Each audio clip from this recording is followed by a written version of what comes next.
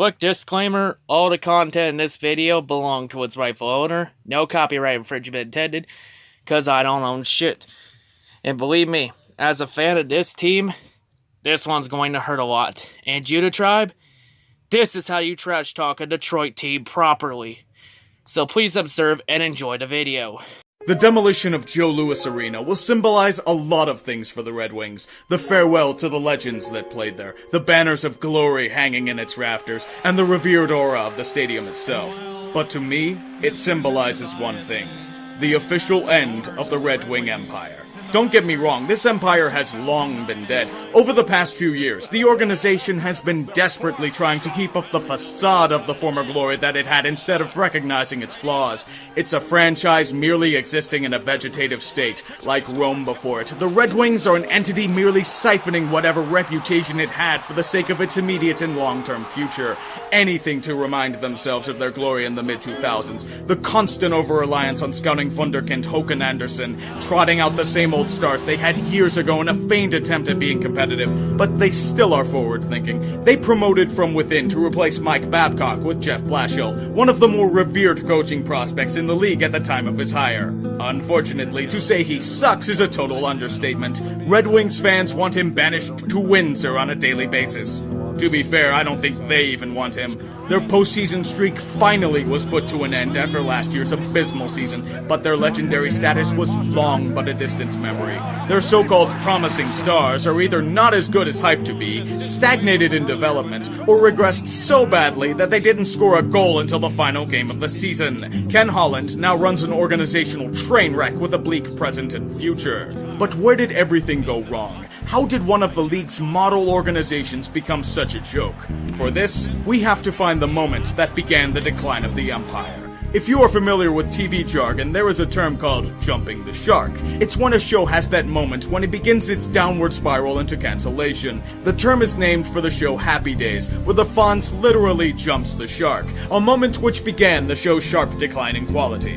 This thinking can be translated into the sports realm as well. Some moments are easy to identify, like the 49ers firing Jim Harbaugh, the Islanders with the John Spano saga, James Dolan becoming majority owner of the Knicks, Canucks fans rioting after losing Game 7 of the finals in 2011. For the Red Wings, it doesn't have to do with Datsuk or Lidstrom retiring. It doesn't have to do with Babcock leaving either. The man is a great coach, but he hadn't taken the Wings anywhere in a while, and his views on concussions are, shall we say, Neanderthalian. For this, we have to go back to the last decade. During this time, they had a rising star in the managerial world as their vice president. You may have heard of him. His name is Steve Yzerman, legendary player for the organization, beloved by ownership and the fan base, slowly learning the ways of the empire to help it better adapt to the new NHL world. It was eventually realized that Yzerman was the future, and he should become the team's emperor as soon as possible. This is when the franchise savior Mike Ilitch went to Ken Holland and asked him to move to a higher position away from day-to-day operations. Ken Holland, of all people, knows loyalty. He will reward the team that turned him into a legend. He refused to budge. Right there! That is the moment when the Red Wings organization jumped the shark. Of course, Ilitch isn't going to fire Holland for refusing to leave. The man has a stellar reputation, and the hockey world would have been outraged at this decision. And to replace him with a guy who has minimal experience, the feathers of the boys' club would have been ruffled. Nothing was done. Yzerman, sensing that his time would not come with the Wings, despite his love for the organization, accepts a GM position with the Lightning. But the Red Wings were still in good hands. Holland was one of the league's best GMs throughout the late 90s and 2000s. The Empire will continue to reign supreme. Remember when the Wings had Boya Sounding and Bernie Federko for that 1 year? It's time to bring back the magic. Mike Modano, lead us to glory. Todd Bertuzzi is aging rapidly, but still producing? Extend him!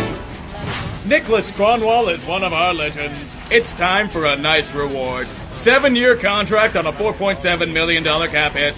Physical defensemen don't fall off of a cliff, right?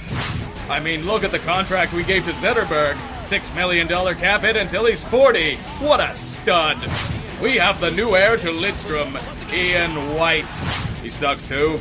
It's not like he shit on Bettman or anything, and shit, we need to block the prospects from making the team. How about Carlo Koliakovo, Jordan Tutu, and bringing back Mikhail Samuelson? That'll do it. How were we supposed to know that would happen to those three? Remember that Kyle Quincy guy we told to fuck off a few years ago? Turns out he's good now. Let's reacquire him for a first-round pick. That pick turned out to be Andrei Vasilevsky. Is this supposed to be reparations for refusing to budge for Yzerman? It's okay, let's sign Quincy to an extension.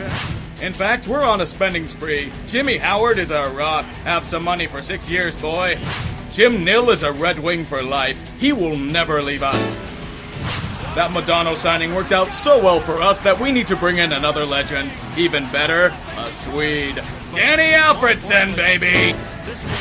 We locked up Johan Franzen to a nice 11-year deal. This won't backfire on us. Nope, not at all. We now have the future replacement for Datsuk, Stephen Weiss. The hell do you mean he gets injured a lot, sucks chunks, and has to be bought out? Get out of here with that garbage! Dan Cleary has settled into organizational cheerleader very nicely. Let's overpay him for another year. And again. And again. Jonathan Ericsson is a nice third-pairing defenseman nearing the end of his prime. Let's overpay the shit out of him. And have a complimentary no-trade clause for the trouble. We need to keep the streak alive at all costs. Time to trade for washed-up David Legwand. The streak is alive! We need to keep the streak alive at all costs. Time to trade for washed-up Eric Cole. The streak lives! It's so beautiful. We need another old man because our prospects haven't gestated for 5 years yet. Brad Richards, come on down. Defenseman Lidstrom, huh? Well, how about Mike Green? He does things. Have a shitload of money. The glorious streak continues with one playoff win. A brilliant send-off for Datsuk. Time to reward our great players. Justin Abdelkader is really starting to develop into a nice top six anchor. It's time for the local boy to get a payday. 7-year extension at a $4.2 million cap hit for fucking Abdelkader? We can't have Darren Helm leave. Who will be your assistant leader on injured reserve? $4 million for 5 years should do it. Now we have the replacement for Datsuk. 32-year-old Franz Nielsen. He made the All-Star team, though. Long live the Empire. Danny boy, just write a number on this blank check with the number of years you want. We will do the rest. Have a no-trade clause, too. Luke Glendening is a nice find as a fourth liner. And you signed him to a bloated extension. Drew Miller is still here? Didn't he get cut a few years ago? And the streak is over. Maybe they'll realize the course they're going on will lead to disaster. Nah, that would use too many brain cells. Let's go all in on Trevor Daley. At least Athanasiou is a good player. Nice depth piece to aid a playoff contender. And you don't have the cap space to pay for him. And he's fucking off to Russia. Give me back my legion!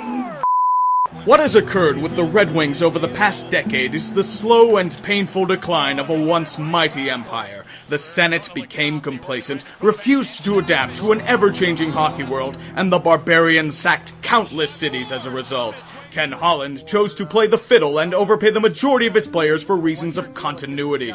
This unfortunately doesn't work when your so-called legions of prospects are nothing more than smoke and mirrors, or if they get poached by other organizations by trades or waivers. And the sad part is that this fate could have been avoided. When Yzerman left for Tampa Bay, he took some of Detroit's scouting staff with him. Suppose Yzerman takes over for Detroit. Now imagine the Red Wings potentially having Andre Palat, Tyler Johnson, and Nikita Kucherov.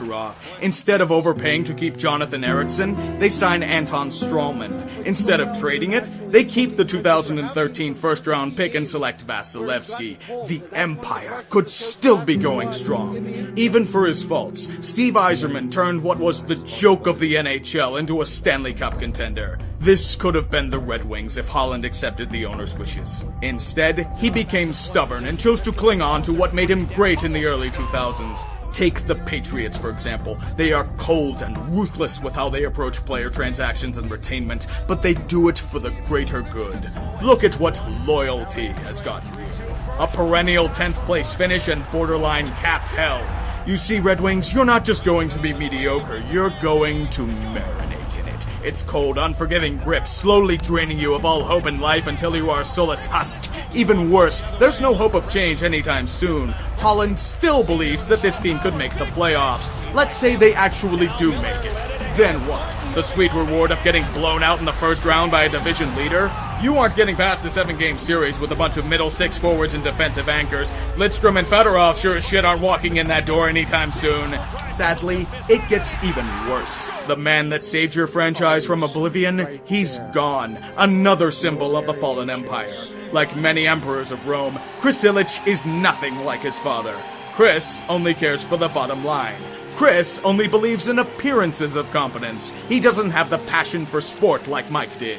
Your future is as bleak as Detroit itself. You're going back to the early 80s, the Dark Ages, a time when the Red Wings were a directionless, poorly run car crash. This team has done the unthinkable. They've gone from the envy of the league to its newest punchline. Hockey Town will become Hockey Hell. For those of you that may think I'm being too harsh, here's a disclaimer. Nobody is questioning Ken Holland's legacy. Regardless of his terrible stretch, the man will continue to go down as one of the best GMs of the 2000s. In fact, I find Holland to be more of a tragic figure. To me, he is Gwyn, Lord of Cinder, a former god who has sacrificed everything that he has known and loved to try and maintain the fires of his past glory in the Empire. He may have been egotistical in refusing to move aside, but that's because he felt he could still remain on top. He was grossly mistaken. This is the harshest lesson to learn.